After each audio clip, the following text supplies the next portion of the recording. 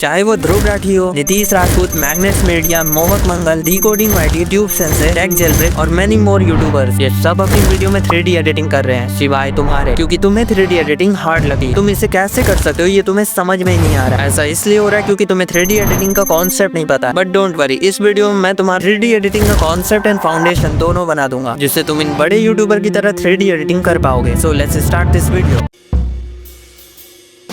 3D editing, जहाँ 3D का मतलब होता है 3 डायमेंशन और एडिटिंग का मतलब तुम्हें पता है। सो इस 3D को थोड़ा अच्छे से डिस्कस करते हैं, क्योंकि सारी एडिटिंग इस 3D पे ही होने वाली है। 3D को अच्छे से समझने के लिए तुम्हें 2 डायमेंशन एंड 3 डायमेंशन का डिफरेंस समझ लो। 2 डायमेंशन में तुम्हें 2 एक्सेस मिलते हैं, जिसमें से पहला होता है एक्स एक्सेस, जहाँ पे तुम अपने ऑब्जेक्ट को लेफ्ट या राइट मूव कर सकते हो। दूसरा होता है वाई एक्सेस, जहाँ पे तुम अपने ऑब्जेक्ट को ऊपर या नीचे मूव कर सकते हो। 3D में तुम्हें 3 एक्सेस मिलते हैं, इसीलिए इसे 3 डायमेंशन भी कहा जाता है। इसमें तुम्हें एक्स एक्सेस मिलता है, वाई एक्सेस मिलता है एंड जेड एक्सेस मिलता है। एक्सेस में तुम हॉरिजॉन्टली मूव करते हो, वाई एक्सेस में तुम वर्टिकली मूव करते हो एंड जेड एक्सेस में तुम्हारा ऑब्जेक्ट आगे पीछे होता है, जो कि एक डेप्थ बनाता है। इस जेड एक्सेस में ऑब्जेक्ट आगे आ रहा होता है तो वो बड़ा लगने लगता है, लेकिन असल में वो हो नहीं रहा होता है। और जब ये पीछे जा रहा होता है तो वो छोटा लगने लगता है, क्योंकि दूर की चीजें छोटी लगती हैं, पास की चीजें बड़ी लगती हैं। तो ये बस एक इल्यूजन होता है। अब तुम समझ गए हो कि 3D एडिटिंग होती क्या है, तो तुम इसे किस एप्लीकेशन में कर सकते हो।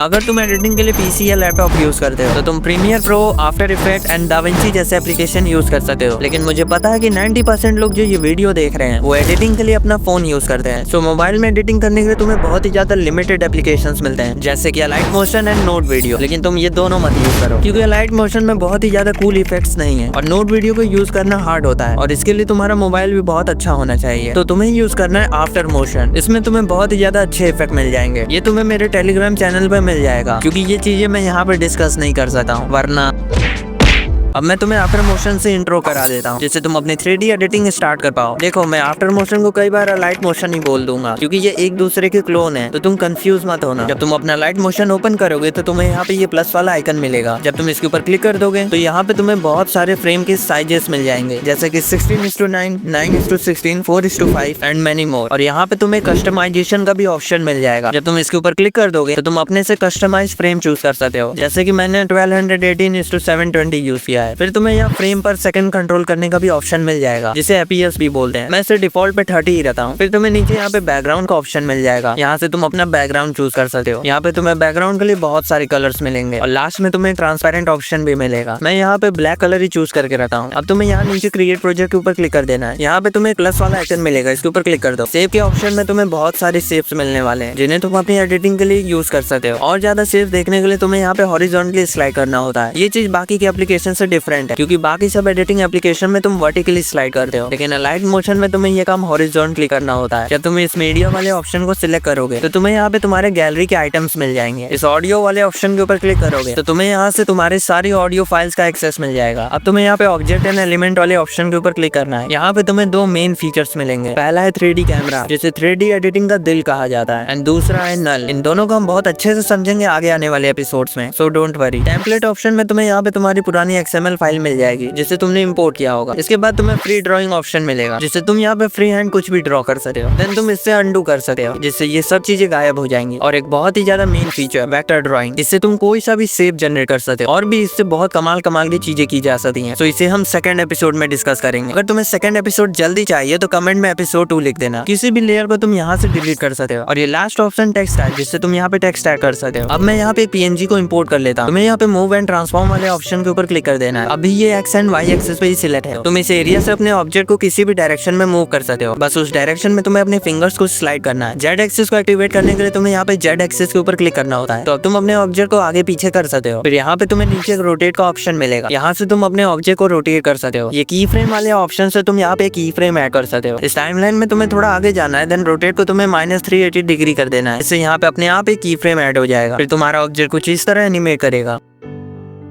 मैं इसे वापस से सही कर देता हूँ। फिर तुम इस वाले ऑप्शन से यहाँ पे तुम ऑब्जेक्ट का साइज मैनिपुलेट कर सकते हो। अगर तुम इसे लेफ्ट स्लाइड करोगे तो ऑब्जेक्ट का साइज छोटा होता है, और अगर राइट स्लाइड करोगे तो ऑब्जेक्ट का साइज बड़ा होता है। देन इस फोर्थ वाले ऑप्शन से तुम इस ऑब्जेक्ट को टेढ़ा कर सकते हो। फिर यहाँ पे तुम्हें एक आई वाला ऑप्शन मिलेगा, जिसे क्लिक करोगे तो ये लेयर हाइड हो जाएगी। अब मैं यहाँ पे एक शेप को इम्पोर्ट कर लेता हूँ। इसके साइज को थोड़ा सा इंक्रीज कर देता हूँ। फिर तुम्हें इस कलर एंड फिल्स के ऊपर क्लिक कर देना है। यहाँ पे तुम वैरायटीज ऑफ कलर चूज कर सकते हो। देन तुम्हें लेफ्ट में एक नल का ऑप्शन मिलेगा। अगर तुम इसे सिलेक्ट करोगे तो ये शेप बिल्कुल ही खाली हो जाएगा। फिर तुम्हें ये ग्रेडियंट का ऑप्शन मिलेगा, जिसमें यहाँ पे पहला वाला एक नॉर्मल ग्रेडियंट होता है, देन दूसरे वाले में सेंटर ग्रेडियंट होता है, देन ये थर्ड वाला ग्रेडियंट वन साइडेड ग्रेडियंट होता है, जहाँ पे तुम्हें कलर का डिवीजन साफ साफ दिखा है। इस फोर्थ वाले फीचर से गैलरी से तुम कोई सा भी इमेज इस शेप के अंदर इंपोर्ट कर सकते हो। फिर तुम इसे फिट या फिर स्ट्रेच कर सकते हो। मैं अब इसे वापस पहले जैसा कर देता हूँ। अब तुम्हें यहाँ पे बैकग्राउंड एंड शैडो के ऊपर क्लिक कर देना है। यहाँ पे तुम स्ट्रोक को इनेबल कर दो। कलर्स में मैं यहाँ पे व्हाइट कलर को चूज कर लेता हूँ। यहाँ से तुम स्ट्रोक की स्ट्रेंथ को कंट्रोल कर सकते हो। फिर तुम नीचे वाले ऑप्शन के ऊपर क्लिक करोगे तो यहाँ पे तुम बॉर्डर ऐड कर सकते हो। बस तुम्हें सिंपली यहाँ पे ऐड बॉर्डर के ऊपर क्लिक कर देना है। मैं यहाँ पे कलर को रेड चूज कर लेता हूँ। अब तुम्हें यहाँ पे इसके साइज को इंक्रीज कर देना है। यहाँ पे तुम्हें बॉर्डर इनसाइड, सेंटर और आउटसाइड का ऑप्शन मिलेगा, जिससे तुम अपने बॉर्डर की पोजीशनिंग को मैनिपुलेट कर सकते हो। अब इसके नीचे वाले ऑप्शन के ऊपर क्लिक करो तो तुम यहाँ से शैडो ऐड कर सकते हो। मैं इसे यहाँ पे इनेबल कर देता हूँ। कलर में ब्लू चूज कर लेता हूँ। अब इसके साइज को इंक्रीज कर दो। अभी ये अच्छे से विजिबल नहीं हो रहा है, तो मैं यहाँ पे काम करता हूँ कि कलर को ब्लू की जगह व्हाइट चूज कर लेता हूँ। फर्स्ट तुम इस शैडो के ओपेसिटी को कंट्रोल कर सकते हो। इस पोजीशन वाले ऑप्शन से तुम इस शैडो को एक्स एक्सिस या फिर वाई एक्सिस में मैनिपुलेट कर सकते हो। फिर तुम्हें यहाँ पे ब्लेंड एंड ओपेसिटी मिल जाएगी, जिसमें ये तुम्हारा ऊपर वाला बार ओपेसिटी को मैनिपुलेट करता है, और नीचे तुम्हें ब्लेंड के बहुत सारे ऑप्शन मिल जाएंगे। फिर तुम्हें यहाँ पे एक इफेक्ट का ऑप्शन मिल जाएगा। यहाँ पे तुम्हें साइड इफेक्ट के ऊपर क्लिक कर देना। फिर तुम्हारे सामने तो यहाँ पे इफेक्ट का खजाना ओपन हो जाएगा। तुम यहाँ पे देख सकते हो कि मैं कौन से इफेक्ट सबसे ज्यादा यूज करता हूँ। यहाँ से तुम अपने सेव को डिलीट कर सकते हो। देखो मैंने यहाँ पे एक स्काई, कैसल एंड गेट को इंपोर्ट कर लिया है, तो तुम इसे लेयरिंग कह सकते हो, लेकिन इन 2 डायमेंशन। 3D लेयरिंग करने के लिए तुम्हें इनके जेड एक्सिस के पॉइंट में डिफरेंस लाना पड़ेगा। जैसे कि स्काई वाले लेयर के मूव एंड ट्रांसफॉर्म में जाओ, देन जेड एक्सिस ऊपर क्लिक करो एंड यहाँ पे तुम्हें 500 टाइप कर देना है। अभी के लिए ये दोनों लेयर को हाइड कर देते हैं।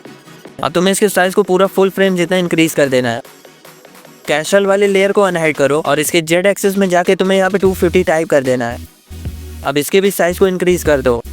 एक्स एंड वाई पे क्लिक करके इसे थोड़ा सा डाउन कर दो। अब इस गेट वाले लेयर को अनहाइड करो, देन इसके जेड एक्सिस को क्लिक करके तुम्हें यहाँ पे क्लिक करना है, जिससे यहाँ पे एक माइनस ऐड हो जाएगा। अब तुम्हें यहाँ पे 500 टाइप कर देना है। एनिमेशन के लिए तुम्हें 3D कैमरा यूज करना होगा, और एनिमेशन करते समय इन लेयरिंग के पोजीशन में तुम्हें बहुत सारे चेंजेस करने पड़ते हैं, तो इसे मैं तुम्हें सेकंड एपिसोड में सिखाऊंगा। वरना अगर मैंने इसे यहाँ पे डिस्कस किया तो तुम्हारा ओवरफ्लो होने लग जाएगा। तब तक जितना बताया उतना प्रैक्टिस करो, और अगर मटेरियल चाहिए तो टेलीग्राम चैनल ज्वाइन कर लेना। अगर तुम्हें क्वालिटी कंटेंट बनाना चाहते हो तो ये वीडियो तुम्हारा इंतजार कर रही है। मिलता हूँ इस वीडियो में।